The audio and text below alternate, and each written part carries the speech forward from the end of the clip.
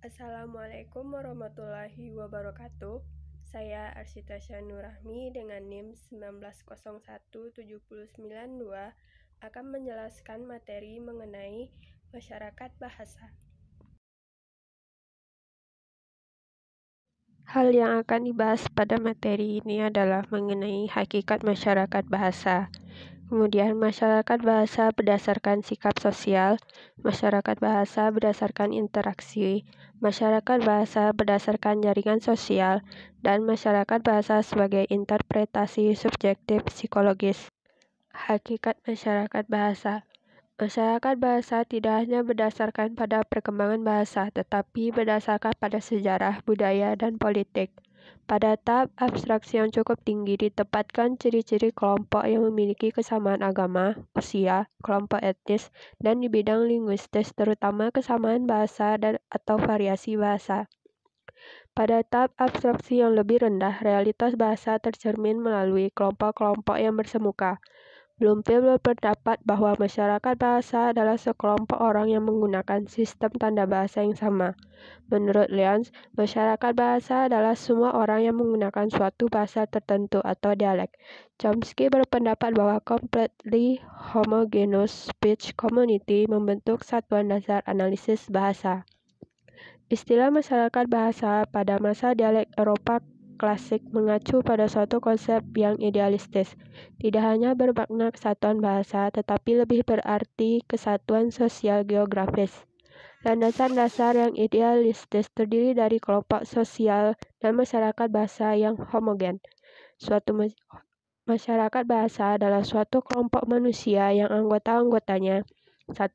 Saling berkomunikasi, 2. Secara teratur berkomunikasi, dan 3. Mereka bertutur sama. Sebagai masyarakat bahasa, untuk sementara dapat berarti kelompok penutur yang berdasarkan pandangan hidup mereka membentuk kelompok berdasarkan bahasa yang sama. Masyarakat bahasa berdasarkan sikap sosial. Labov menyimpulkan bahwa anggota masyarakat bahasa perkotaan lebih diikat oleh sikap dan prasangka yang sama dalam berbahasa yang luar biasa stabil dibandingkan dengan ikatan pemakaian bahasa yang sama. Menurut Labov, pada kenyataannya sangat jelas bahwa masyarakat bahasa didefinisikan sebagai kelompok penutur yang memiliki sederetan sikap sosial terhadap bahasa. Titik tolak Labov adalah orientasi ke status yang dimulai dari kelompok sosial atau kelompok makro, dan pada tiap kelompok berkembangan ke arah yang sama. Hyams juga memberikan pendapatnya tentang definisi dasar masyarakat bahasa. Mereka menekankan bahwa perasaan menjadi anggota suatu paguyuban lebih menentukan daripada definisi linguistik. Masyarakat bahasa berdasarkan interaksi. Gompers mendefinisikan masyarakat bahasa pada masa yang lampau ke arah komunikatif interaksi yang dalam analisis fungsional berpangkal pada varietas bahasa suatu masyarakat bahasa yang khas sebagai kelompok sosial, dan bukan dari kesatuan bahasa. Definisi Gompers juga memungkinkan beberapa varietas bahasa hidup berdampingan dengan mendefinisikan masyarakat bahasa sebagai kelompok sosial yang monolingual atau multilingual, yang merupakan satu kesatuan karena sering terjadi interaksi sosial dan yang dipisahkan dari sekelilingnya oleh interaksi sosial yang melemah.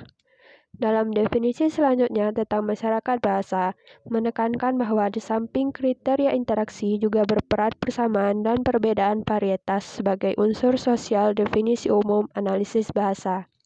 Masyarakat bahasa adalah sekelompok manusia yang terbentuk melalui interaksi bahasa yang teratur dan sering dengan bantuan persediaan tanda-tanda bahasa yang dimiliki bersama dan yang dipisahkan dari kelompok lain karena perbedaan-perbedaan dalam berbahasa.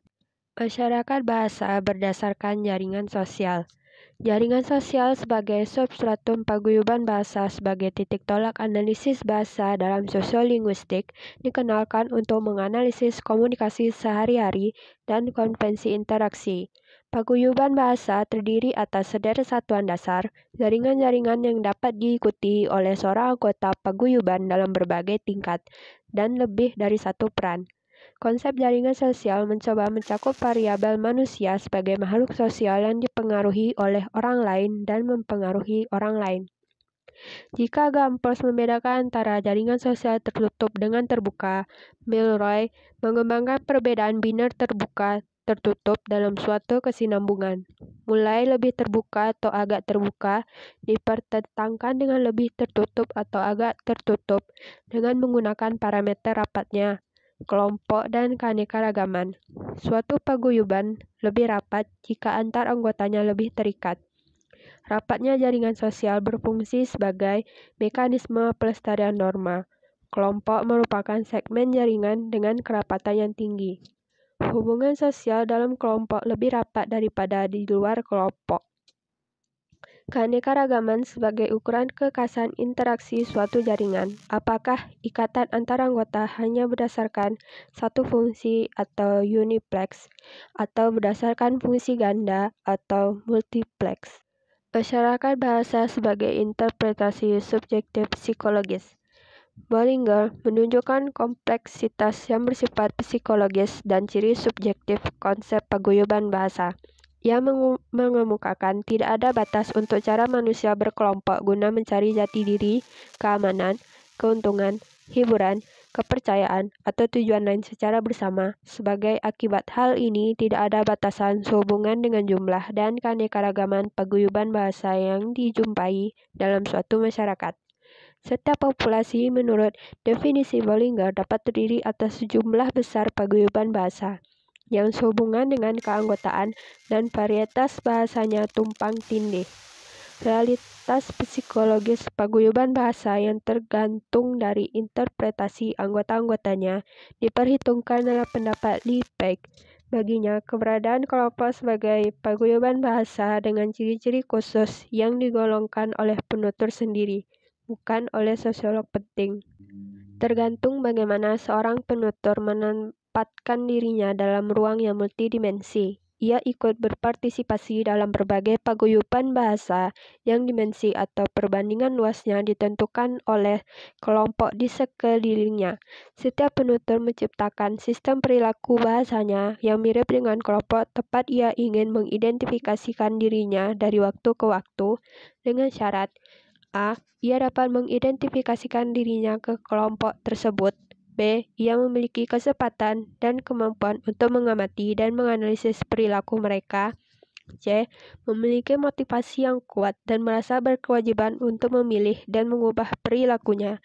Dan D. Ia masih sanggup menyesuaikan perilakunya. Demikian penjelasan mengenai masyarakat bahasa sebagai ujian tengah semester untuk mata kuliah Sosiolinguistik. Sekian, terima kasih, dan Assalamualaikum warahmatullahi wabarakatuh.